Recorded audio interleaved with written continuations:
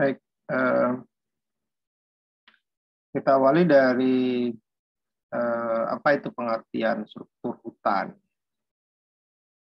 Nah, di sini dikatakan oleh para ahli bahwa yang dikatakan struktur hutan itu adalah distribusi lapisan hutan,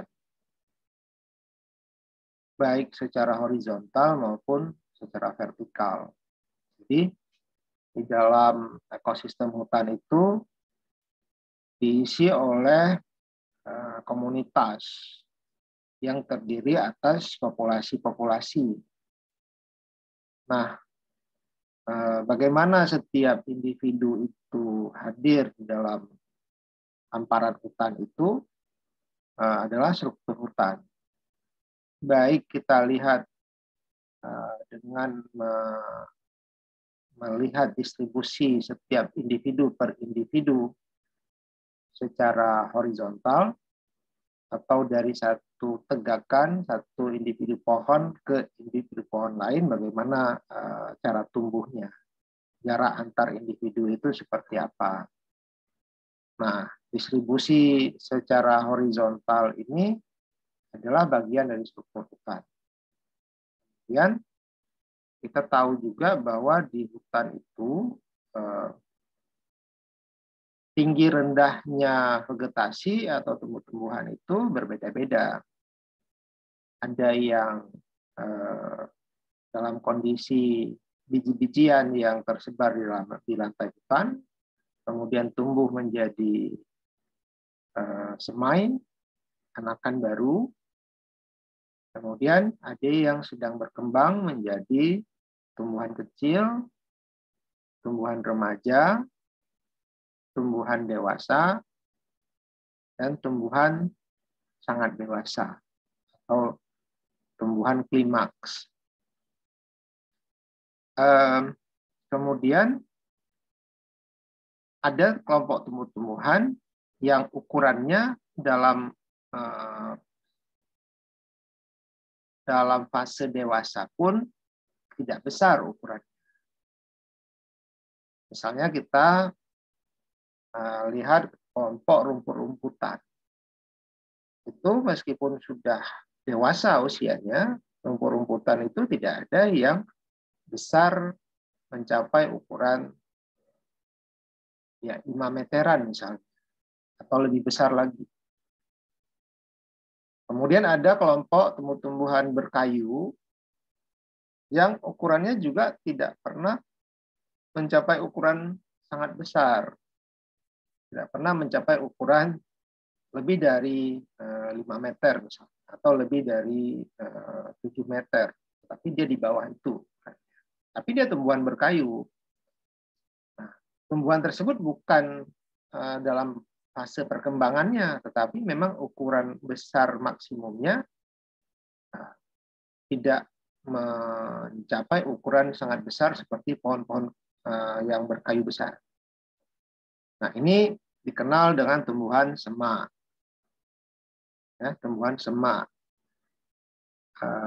Kemudian juga ada kelompok tumbuhan yang usia dewasanya mencapai ukuran pohon besar, ya, dengan diameter lebih dari 20 cm, kemudian tingginya juga lebih dari 5 meter, lebih dari 7 meter, bahkan lebih dari 10 meter. Tetapi pada fase-fase yang lebih kecil, tumbuhan ini diberi nama yang berbeda. Dan pengelompokannya itu dibedakan dengan tumbuhan yang masa dewasanya tidak pernah mencapai ukuran yang sangat besar. Nah, untuk tumbuhan-tumbuhan yang sedang menuju ukuran yang maksimum, itu disebut dengan tumbuhan permudaan. Ya. Jadi ada istilah pohon, ada istilah permudaan. Permudaan ini adalah tahapan dari tumbuhan pohon menjalani hidup sampai mencapai tahap dewasa yang disebut dengan pohon.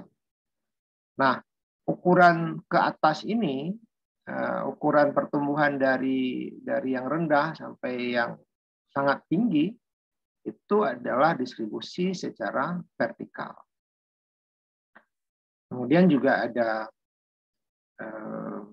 definisi dari Daniel et al. 1952 yang mengatakan struktur hutan itu adalah sebaran umur atau kelas diameter dan kelas tajuk.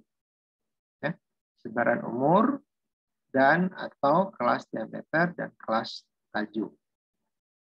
Kemudian Kershaw 1974 mendefinisikan struktur hutan itu dibagi dua, yaitu struktur vertikal, yaitu diagram profil lapisan pohon, tiang, pancang, semai, dan herba.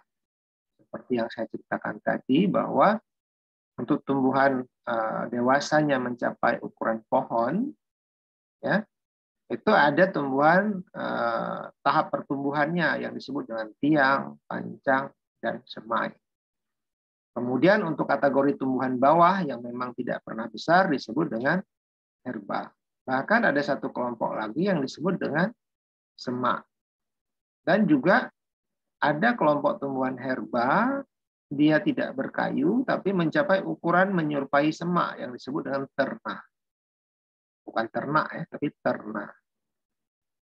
Nah, ukuran dari rendah, sedang, tinggi, itu ukuran vertikalnya. Kemudian struktur horizontalnya adalah jenis-jenis vegetasi yang menggambarkan letak antar individu, baik dalam satu jenis maupun jenis yang berbeda.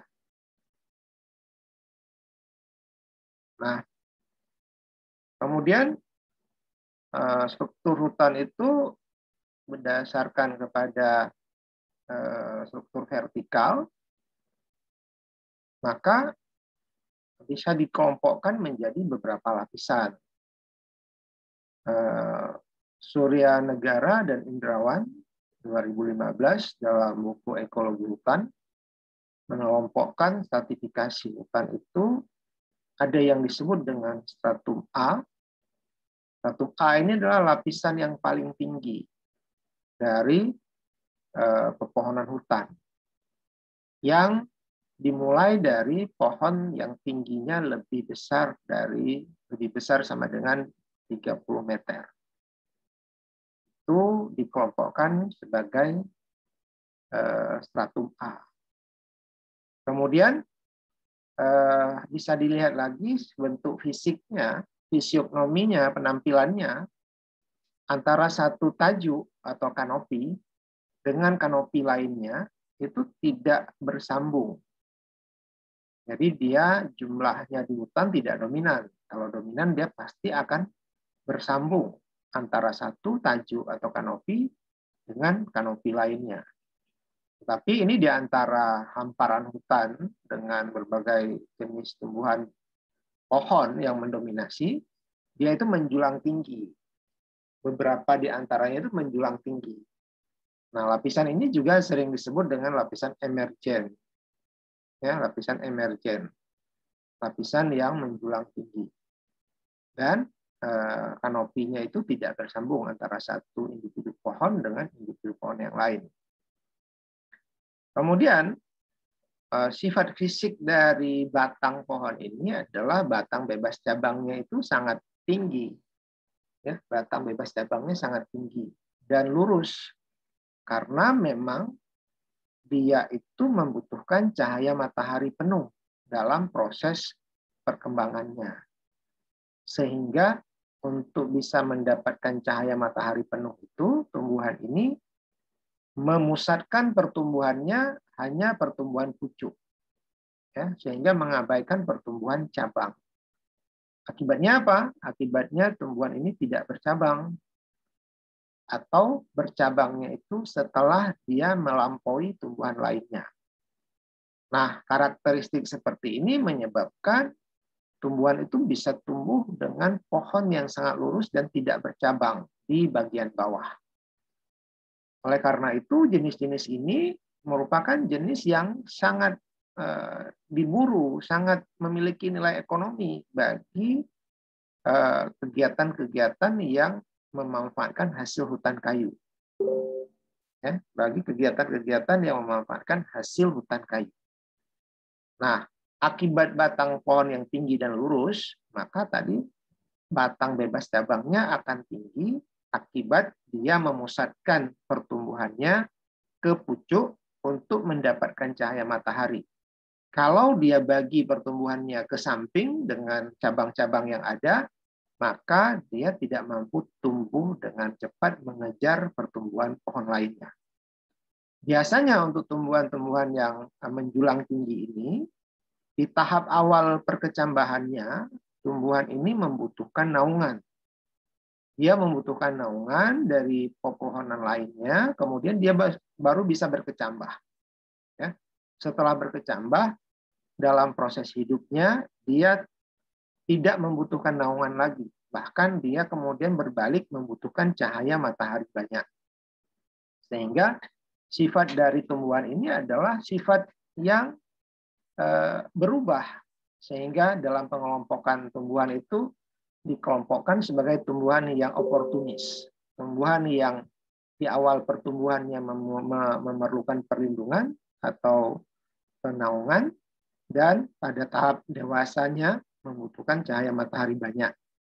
Dan itulah yang menyebabkan dia tumbuh lebih cepat dibandingkan dengan tumbuhan-tumbuhan lainnya, dengan pepohonan lainnya. Nah, kemudian untuk stratum A ini, tingkat permudaan yang dikenal dengan istilah semai dan sapihan, ya. Ini seperti saya katakan bahwa dalam tahap awal perkembangannya ada ukuran pohon-pohon kecil, tumbuhan kecil, tumbuhan seukuran semak, dia membutuhkan naungan.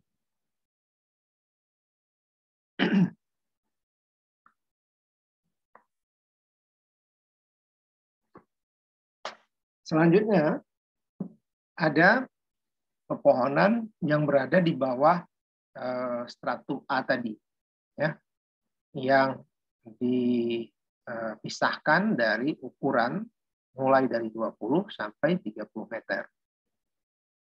Dan ini adalah kelompok tumbuhan yang tingginya rata-rata di dalam ekosistem hutan. Ya, tingginya rata-rata, sehingga dia menjadi kelompok dominan. Kelompok yang pertumbuhannya maksimum sama, sehingga menyebabkan antar tajuk itu saling berhubungan, saling terkoneksi antara satu tajuk pohon dengan tajuk pohon yang lainnya.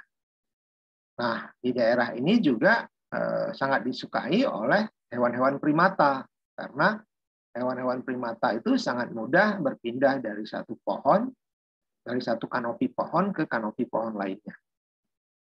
Dan pertumbuhan pohon ini memiliki banyak cabang. Ya. Batangnya itu bercabang, tidak terlalu tinggi.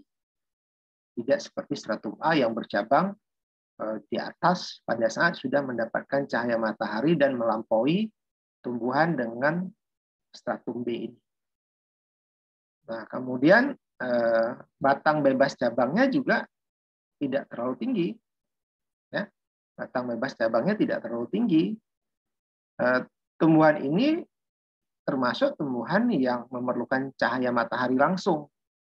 Ya, yang memerlukan cahaya matahari langsung, tetapi tidak seperti tumbuhan stratum A yang memang harus membutuhkan cahaya matahari 100%. Nah, tumbuhan-tumbuhan yang hidup di stratum B ini terhalang oleh tumbuhan yang bertajuk lebih tinggi, tidak mengganggu tumbuhan tersebut dalam mendapatkan cahaya matahari. Jadi bisa mendapatkan cahaya matahari sekitar 50 sampai 70% atau 75%. Kemudian karena sifatnya yang bisa hidup di bawah naungan, berarti dia kurang memerlukan cahaya atau tahan terhadap naungan.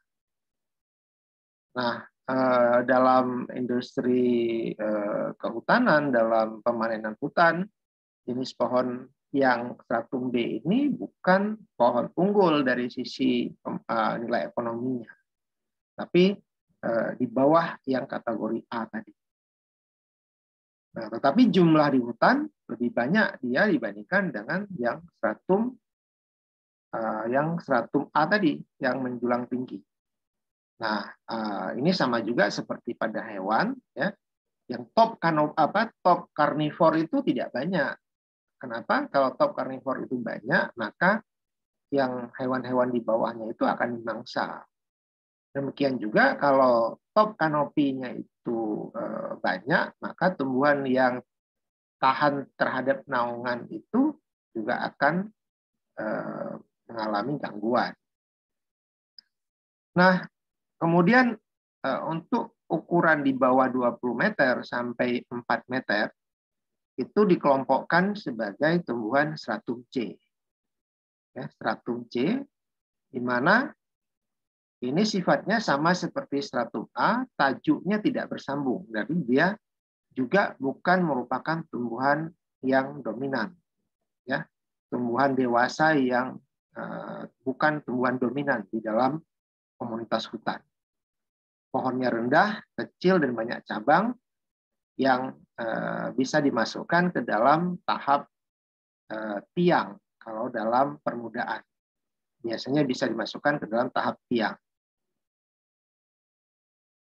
Nah, kemudian ada stratum D. Ya, stratum D ini yang tingginya 1 sampai di bawah 4 meter. Dan disinilah termasuk lapisan perdu dan semak. Ya, lapisan perdu dan semak.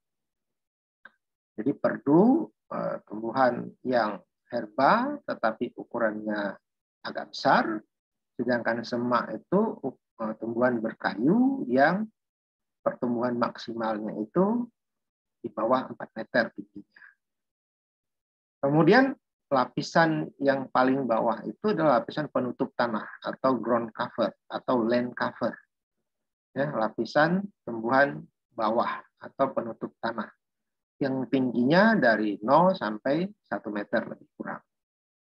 Untuk tumbuhan permudaan disebut dengan semai. Nah, ini adalah lapisan-lapisan tajuk hutan secara vertikal. Nah, batas-batas tinggi sertifikasi pohon akan berbeda sesuai dengan keadaan tempat tumbuh dan komposisi hutan yang berlainan. Artinya apa?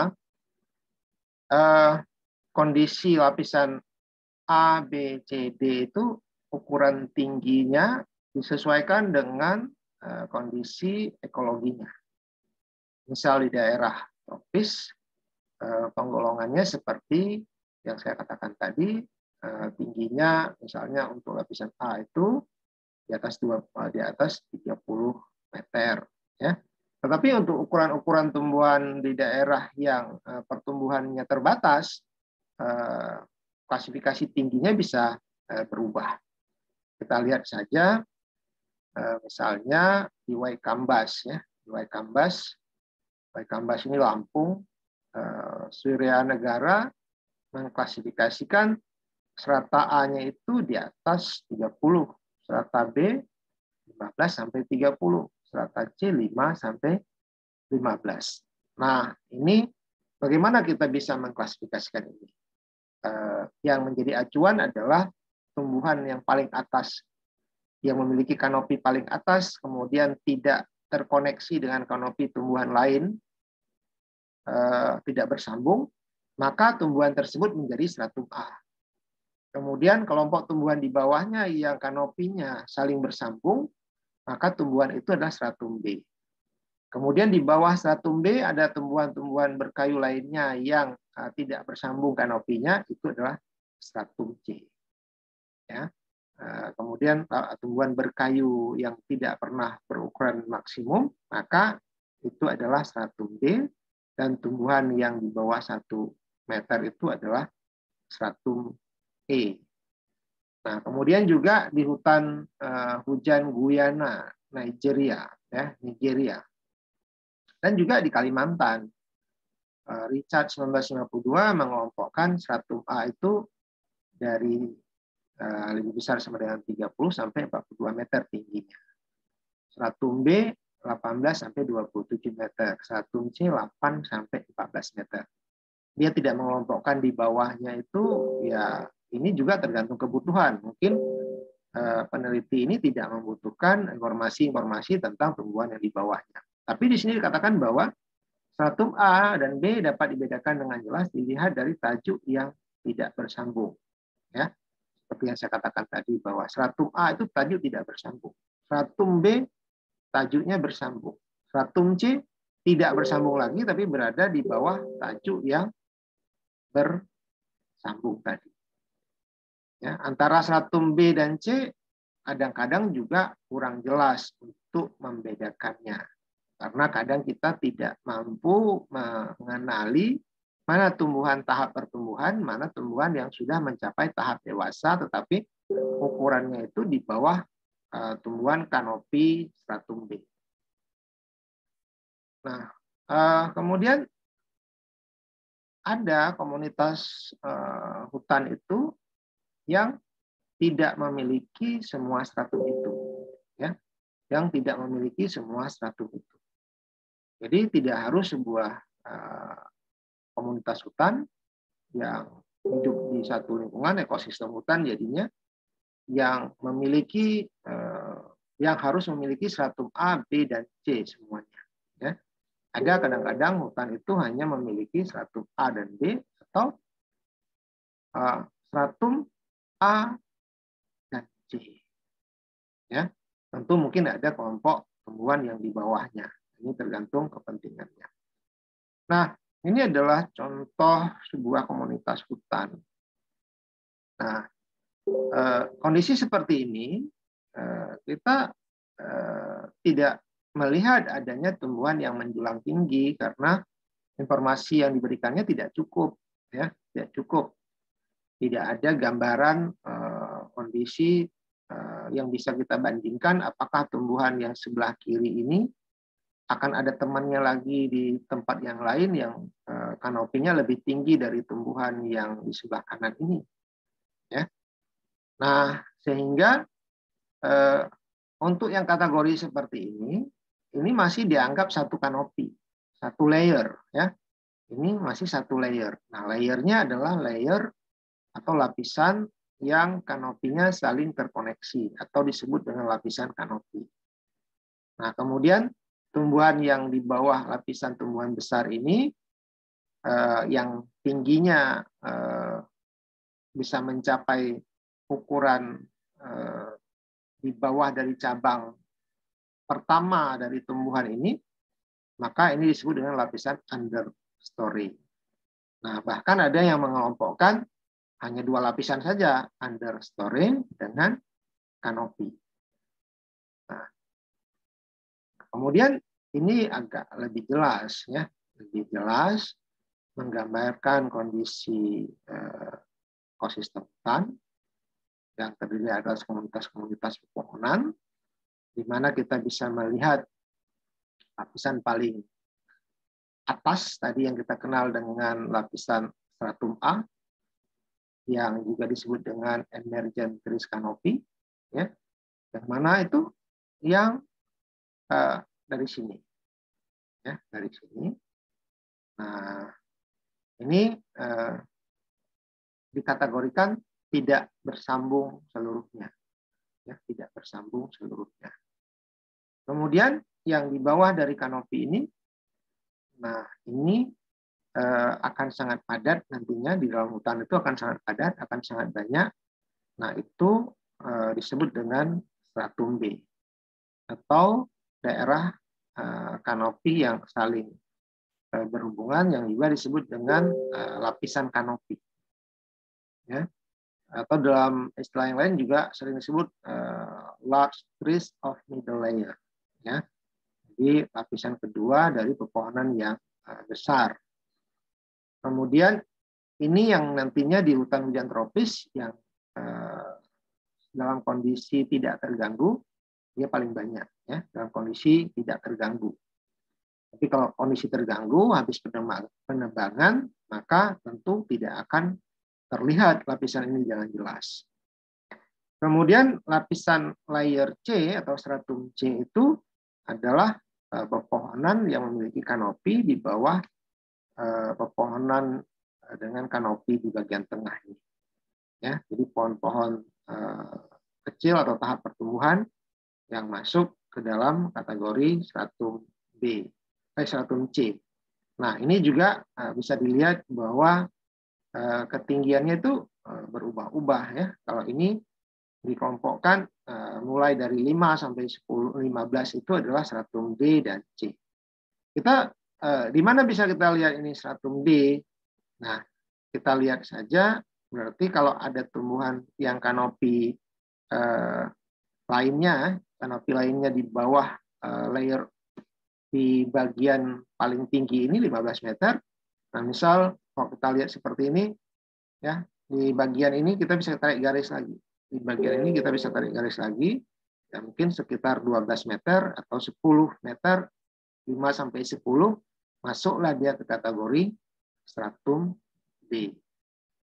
Nah, kemudian yang bawah ini tumbuh-tumbuhan kecil atau anakan, atau bahkan kalau ada celah yang terbuka itu ada rerumputan, masuklah dia ke vegetasi dasar atau tumbuhan bawah.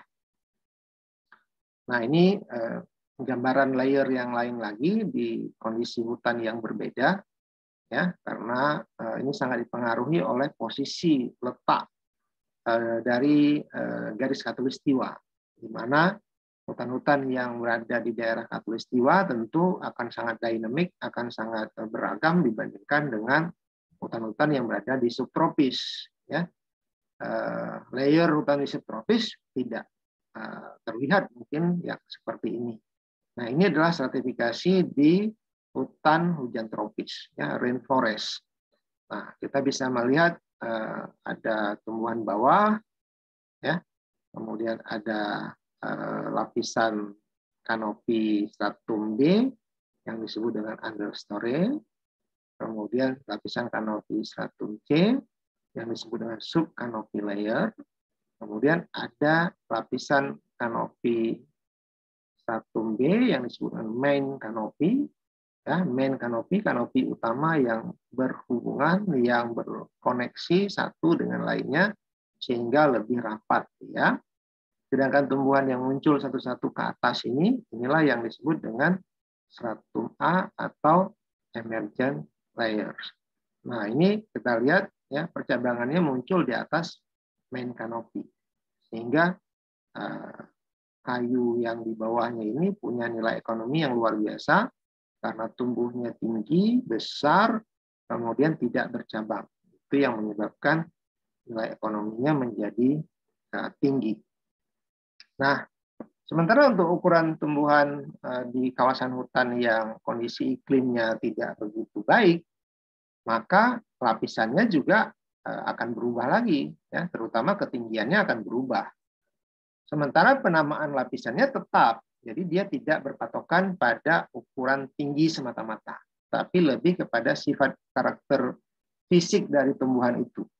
Nah, yang menjadi acuan adalah yang stratum A itu yang menjulang tinggi di atas pepohonan lainnya.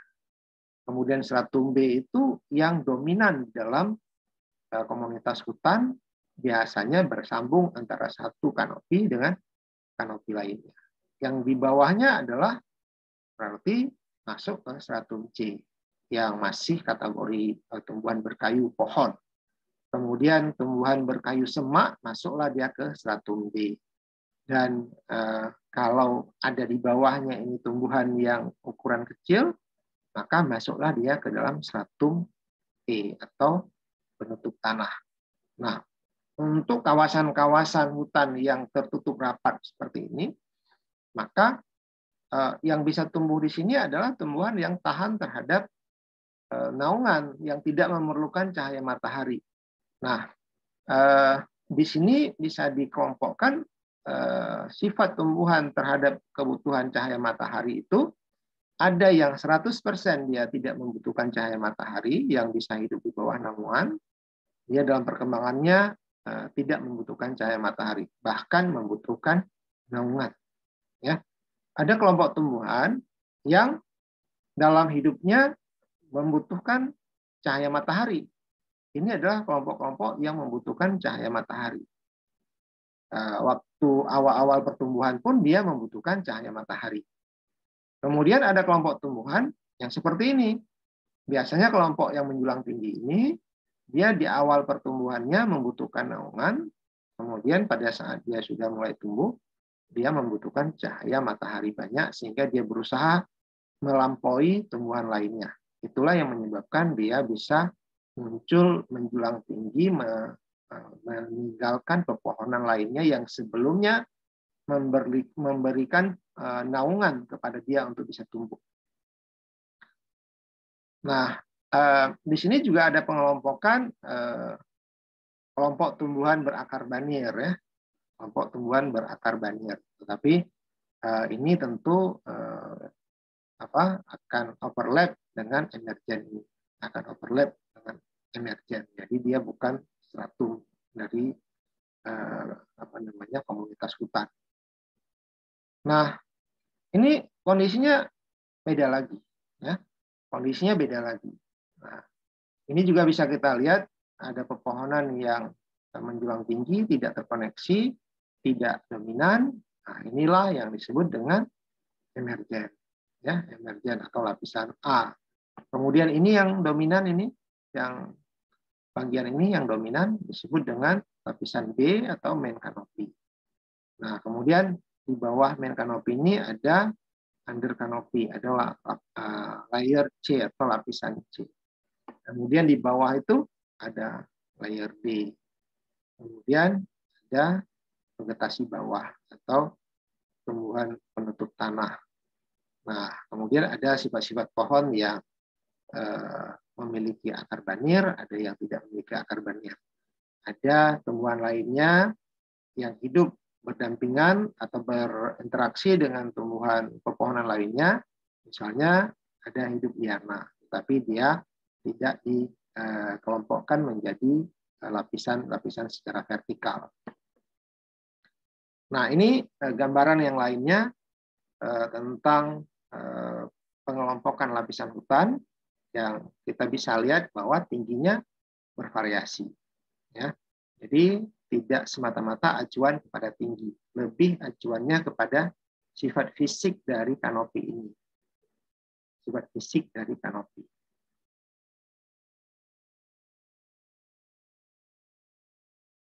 Nah, ini adalah kondisi hutan di daerah Khatulistiwa, ya.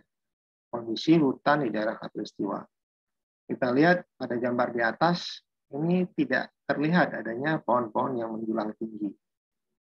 Sehingga dia tidak ada lapisan stratum A. Tapi yang bawah, nah ini kita bisa lihat, ini ada yang menjulang tinggi, kemudian di belakang ini ada yang menjulang tinggi, ini juga menjulang tinggi.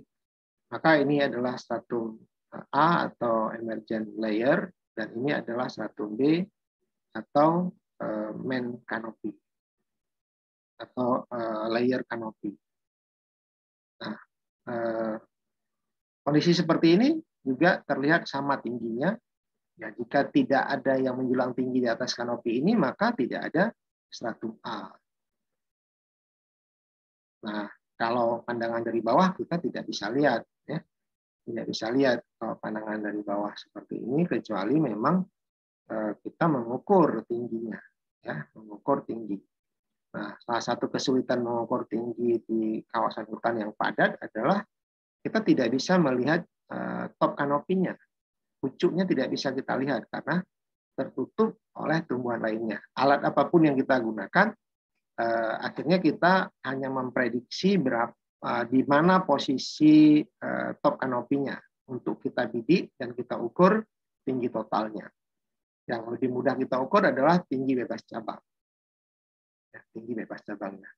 Nah, kalau memfoto seperti ini juga bermanfaat untuk memetakan bagaimana tutupan kanopinya. Ya.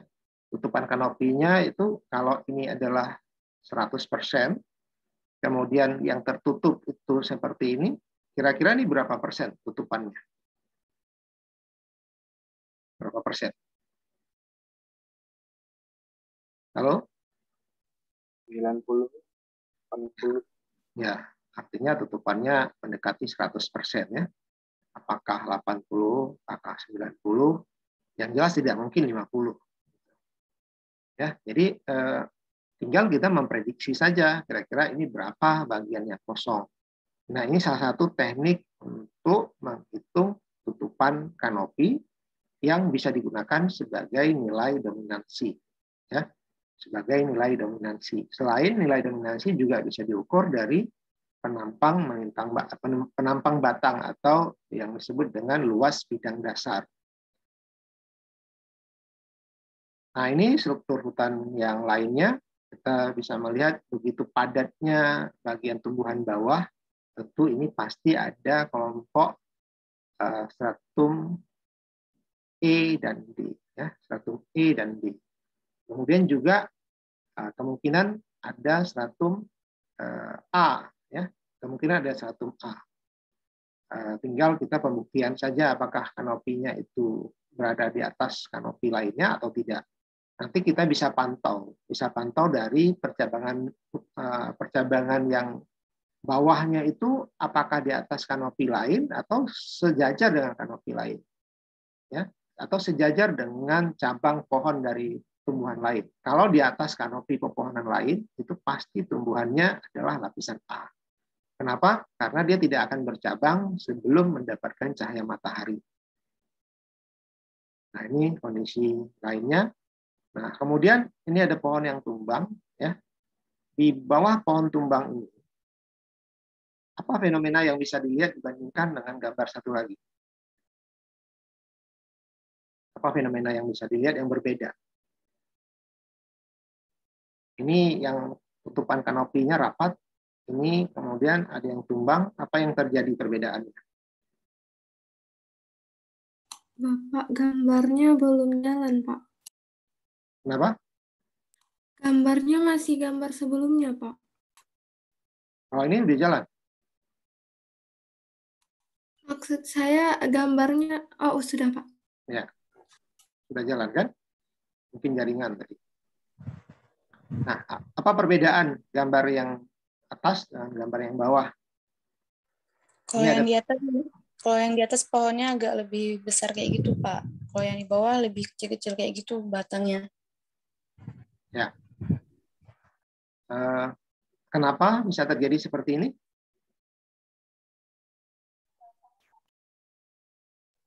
Kurang pencahayaan. Siapa yang tadi, yang perempuan dulu? Kurang pencahayaan, Pak. Karena kan ada tumbuhan yang emang pertumbuhannya itu dipengaruhi oleh cahaya matahari kayak gitu, Pak. Yang mana yang kurang pencahayaan? Yang di bawah, Pak. Oke, yang kanan ya, yang bawah. Satu lagi dari yang cowok gimana? Yang di bawah lebih banyak tumbuhan yang bercabang. Oke, ini kita lihat ya. Ini ada pohon tumbang, ya. Dampak dari pohon tumbang itu akan terbuka vegetasinya, ya. Lapisan kanopinya itu akan terbuka sehingga cahaya mataharinya akan masuk banyak. Kita bisa lihat di sini lebih terang, ya. Kenapa? Karena matahari yang bisa masuk itu lebih banyak. Akibat ada pohon yang tumbang sehingga membuka kanopi atasnya. Sedangkan yang di sini itu lebih tertutup, pencahayaannya hanya sedikit-sedikit saja nih. Ini tempat terang berarti ada bolong di atasnya. Ini tempat terang ada bolong di atasnya. Nah, yang lainnya tertutup. Nah, sementara karakteristik dari tumbuhan pada saat perkecambahan ya lebih dominan membutuhkan cahaya matahari. Sehingga pada saat hutan ada yang tumbang seperti ini, maka kesempatan tumbuhan-tumbuhan yang sudah menyebarkan biji di sini untuk tumbuh, ya, untuk tumbuh. Sedangkan yang di sini yang bisa tumbuh itu hanya tumbuhan yang memerlukan naungan dan jumlahnya itu tidak banyak. Ya. Jadi di alam pohon tumbang seperti ini penting untuk regenerasi. Sehingga tumbuhan lainnya yang sudah menebarkan biji, yang sudah melepaskan biji itu bisa berkecambah karena kondisi lingkungan memungkinkan. Tanah sudah ada, lembab, kadar airnya berarti ada, kemudian yang belum ada itu cahaya matahari. Dia menunggu ada celah yang terbentuk, misalnya dengan patah cabang atau patah pohon, ya, atau ditebang, kemudian muncul cahaya matahari, kemudian tumbuhan itu akan berkecambah. Tuh.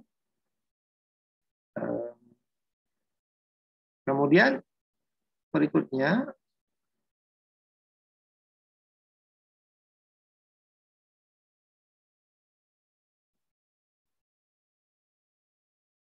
nah ini juga kondisi hutan di tropis ya.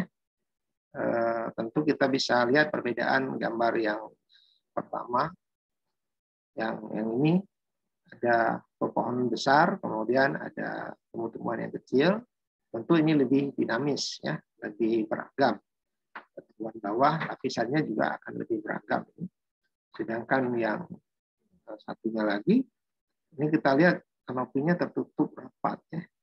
Kanopinya tertutup rapat. Nah, ini juga hati-hati dalam penggolongan strata. Hati-hati dalam penggolongan strata karena ini berada di kelerengan ya. Berada di kelerengan berarti ini satu kanopi, yang bersambung ini satu kanopi. Yang emergen itu yang seperti ini, yang memang dia terpisah dari kelompok tumbuhan lainnya. Ini emergen. Nah, berarti di hutan ini meskipun sejajar dengan tumbuhan ini, yang ini adalah kelompok lapisan A. Kenapa?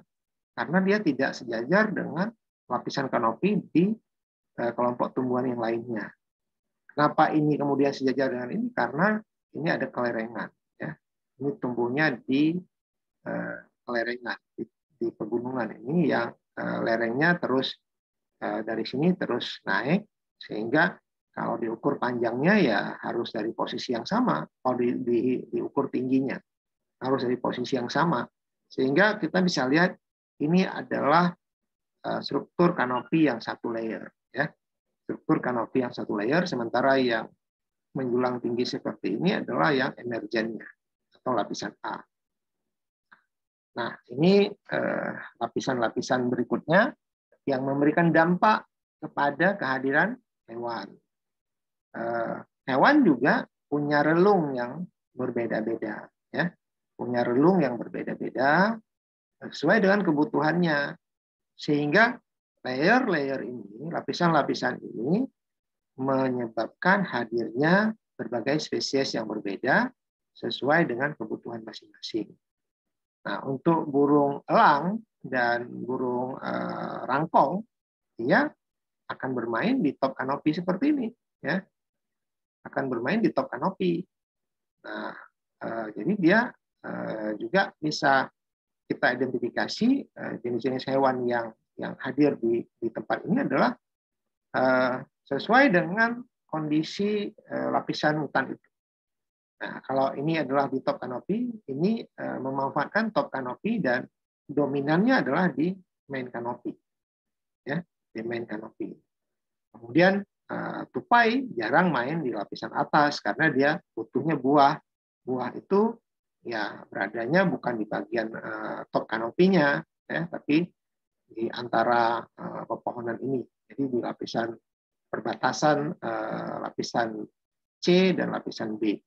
Kemudian tumbuh-tumbuhan yang memanfaatkan bahan makanannya dari pepohonan yang rendah di lapisan D misalnya, ya, lapisan D dan lapisan C biasanya hewan-hewan mamalia karena dia berukuran badannya lebih tinggi. Kemudian kalau untuk primata seperti kera, ya, hewan-hewan kelompok kera, orangutan, gibbon, siamang, dia akan main di sini, ya, akan main di perbatasan antara lapisan C dan lapisan B. Sebagian hewan-hewan yang hidup di dasar hutan, maka dia akan hidup di layer paling bawah ini, seperti rusa misalnya, seperti burung kuau, ya. Burung kuau itu tidak terbang ke atas dia, tapi mainnya di lantai hutan. Jadi pengaruhnya terhadap relung dari kehidupan satwa lainnya.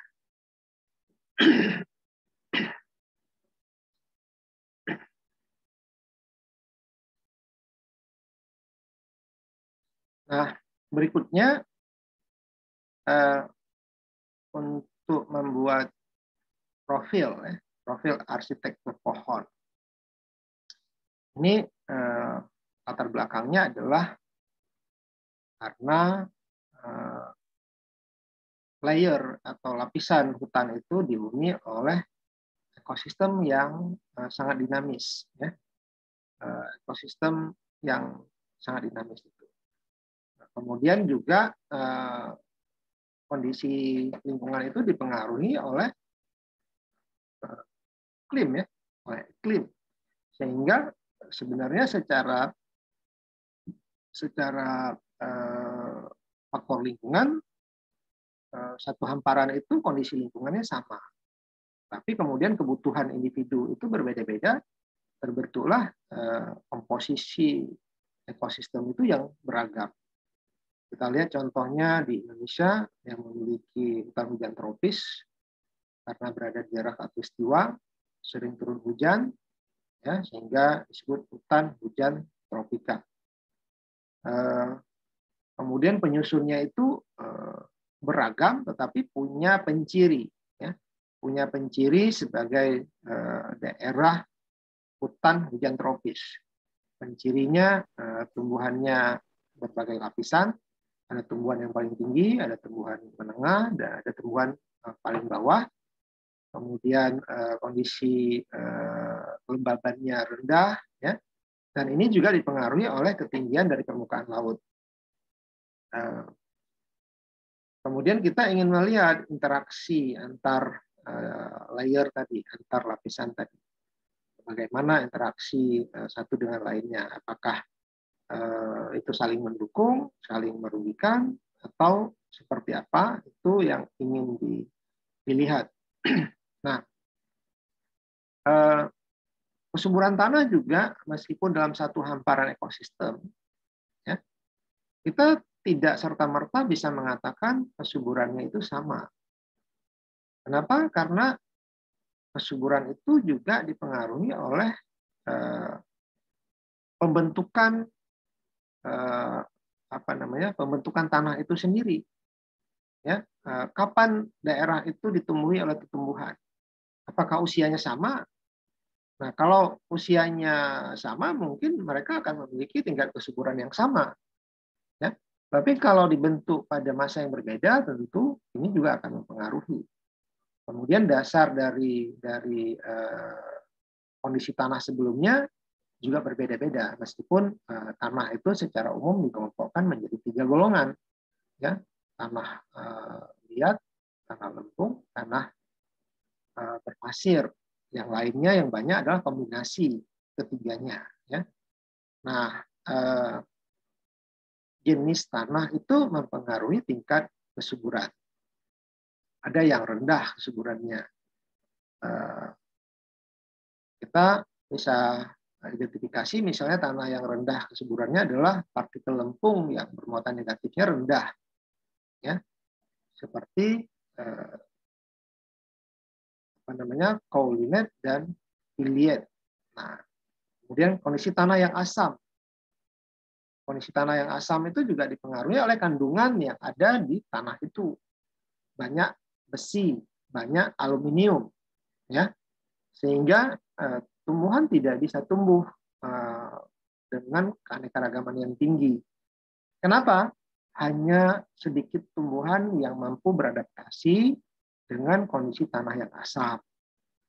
Nah, kemudian jika lokasi itu dikelola, jika lahan itu dikelola, maka harus ada treatment, ya, harus ada perlakuan terhadap tanah itu dengan cara karena tumbuhan tidak suka asam, dia sukanya yang cenderung netral, maka pH-nya harus dinaikkan. Bagaimana menaikkan pH? Salah satunya adalah dengan pengapuran. Ya, kenapa orang menabur kapur di lahan untuk ditanami? Karena tanah itu asam, diberikan kapur sehingga terjadi reaksi kimia antara asam dengan kapur itu menyebabkan pH-nya bisa bernaik dan mencapai pH yang sesuai untuk pertumbuhan tanaman. Kemudian pembangunan struktur yang mantap akan menyebabkan fungsi hutan itu menjadi bagus, ya. Terbentuk siklus hara yang baik, siklus hara yang bisa mendukung kehidupan tumbuhan atau organisme lainnya yang ada di tipe hutan itu, di satu kondisi hutan itu. Di dalam kanopi akan terbentuk iklim mikro yang berbeda, ya. Akan terbentuk iklim mikro. Iklim ada kategori makro dan mikro. Makro itu misalnya dipengaruhi oleh posisi di permukaan bumi, ya, posisi garis lintang dan garis bujur. Tetapi pepohonan bisa mempengaruhi iklim yang disebut dengan iklim mikro. Contohnya saja yang paling sederhana, tanah lapang yang tidak ada pepohonan terasa sangat panas. Kemudian ada satu pohon yang punya kanopi besar, kemudian kita bisa bernaung di bawahnya dengan kondisi panas yang sudah berkurang. Ya, bayangkan saja kalau kanopinya itu banyak, seperti dalam sebuah kawasan hutan, tentu tingkat kesejukannya juga akan bertambah. Kemudian akan mengurangi suhu yang ada, akan meningkatkan kelembaban yang ada. Kemudian bisa menghalangi cahaya, ya. Jadi kehadiran tumbuhan itu bisa membentuk iklim mikro. Nah, pohon-pohon kecil berkembang dalam naungan pohon yang besar. Kenapa? Memang dia tidak membutuhkan banyak pencahayaan. Kalau dia membutuhkan banyak pencahayaan, maka dia tidak bisa tumbuh dengan optimal. Kadar airnya itu akan hilang, sehingga dia membutuhkan naungan. Nah, kita bisa lihat kalau terjadi suksesi, ya. Siapa yang bisa tumbuh pertama sekali? Tentu bukan pepohonan yang berkayu, ya. Yang tumbuh pertama sekali adalah tumbuhan kecil yang disebut dengan tumbuhan pionir. Bisa dari kelompok lumut, ya, dari kelompok rumput. Biasanya dari rumputan itu dulu yang tumbuh. Kenapa tidak tumbuh pohon besar? Nutrisi yang ada di tanah itu sudah hilang pada saat pencucian oleh air hujan, sehingga tidak mungkin tumbuh pohon besar karena tidak mencukupi makanannya. Nah, kemudian yang bisa tumbuh adalah pohon yang tumbuhan yang berusia pendek, kemudian dia siklusnya pendek, akan mati, akan menambah nutrisi bagi tanah itu, akan menyebabkan peningkatan kesuburan tanah. Kemudian saat peningkatan kesuburannya sudah bertambah, baru mulai tumbuh tumbuhan yang membutuhkan nutrisi yang lebih banyak, yaitu dari kelompok tumbuhan semak, ya, tumbuhan berkayu kecil yang memanfaatkan nutrisi tanah lebih banyak daripada tumbuhan rumputan. Dan seterusnya sampai generasi terakhir itu terbentuk adalah tumbuhan yang membutuhkan naungan. Nah, tumbuhan yang membutuhkan naungan yang berupa pohon ini adalah tumbuhan yang akan menjadi tumbuhan paling besar di dalam ekosistem itu. Dia terbentuk paling terakhir, tapi pada saat dewasa dia merupakan tumbuhan yang paling besar penampilannya. Nah, di dalam ekosistem itu juga akan berkembang berbagai macam strata tumbuhan lainnya, ya. Bahkan sampai tumbuhan yang menumpang pada tumbuhan lainnya. Ada tumbuhan pemanjat, ada tumbuhan epifit, ada tumbuhan yang tumbuh pertama itu sebagai parasit, tapi parasit semi parasit, dia punya zat hijau daun, tapi bijinya menempel pada tumbuhan lain, kemudian berkembang seperti kelompok ficus atau beringin, ya. Kemudian dia akan menjadi pembunuh bagi tumbuhan inang. Nah, ada juga tumbuhan yang memanfaatkan sisa nutrisi dari tumbuhan yang sudah mati, ya, yaitu berupa jamur misalnya yang hidup pada tumbuhan mati. Nah, tentu hal ini adalah sesuatu yang menarik untuk dipetakan, untuk digambarkan, sehingga ya orang-orang yang tidak biasa main di hutan itu bisa melihat adanya dinamika dalam sebuah hutan yang ternyata kehidupannya itu sangat beragam.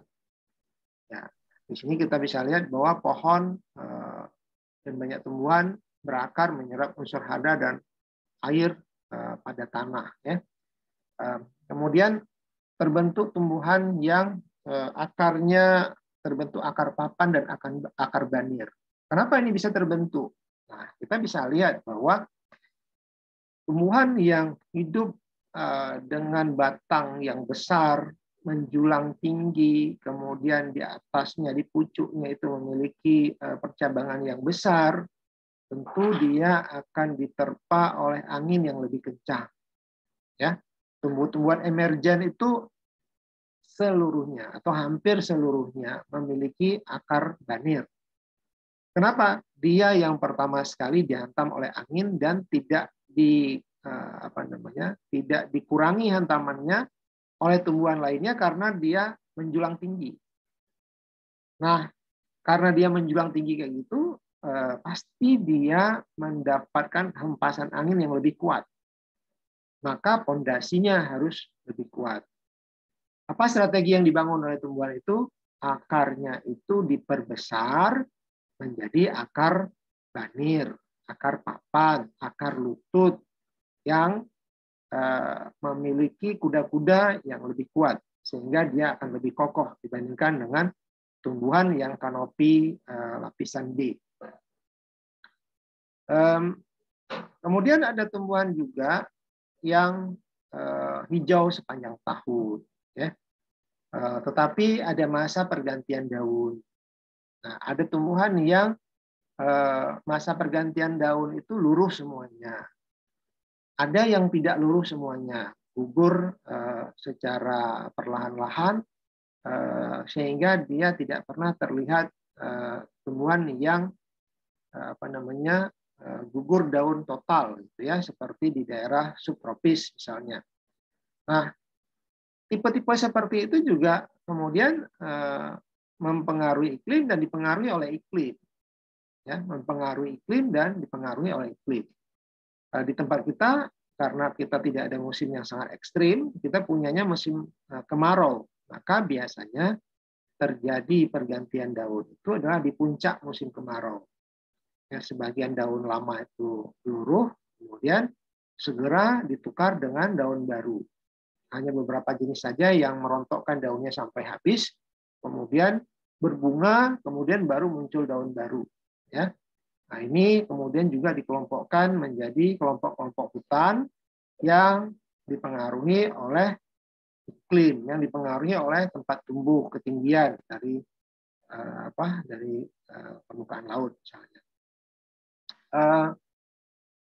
Kemudian unsur hara itu juga bisa punya siklus, ya, punya siklus. Ada tumbuhan yang mati, ada hewan yang mati, kemudian dirombak oleh bakteri, oleh mikroorganisme menjadi senyawa-senyawa anorganik, kemudian dimanfaatkan kembali oleh tumbuh-tumbuhan. Itu kebutuhan terjadinya proses fotosintesis. Jadi seandainya ada daerah yang hutannya itu dibuka seluruhnya, misalnya ingin dibangun perkebunan, ya, hutannya ditebang, maka akan terjadi penurunan tingkat kesuburan. Kenapa terjadi penurunan tingkat kesuburan? Lahan yang tidak ada kanopi pepohonan akan menyebabkan terjadinya aliran permukaan. Air hujan itu akan menggerakkan, akan mengalirkan hara-hara yang ada di permukaan tanah, terbawa, tergerus sampai ke sungai, kemudian sampai ke wilayah hulu, ya, sampai ke wilayah hilir. Nah, ini yang menyebabkan kemudian tanah itu akan menjadi gersang, sehingga pembukaan lahan secara keseluruhan, land clearing total itu sangat merusak kondisi ekosistem yang ada dan bisa menyebabkan tanah itu menjadi sangat gersang. Nah, Mungkin ini dulu yang saya sampaikan untuk hari ini, karena waktu kita sudah sampai masuk waktu akhir ya. Dan insya Allah akan kita sambung di minggu yang akan datang. Demikian untuk perkuliahan kita minggu ini.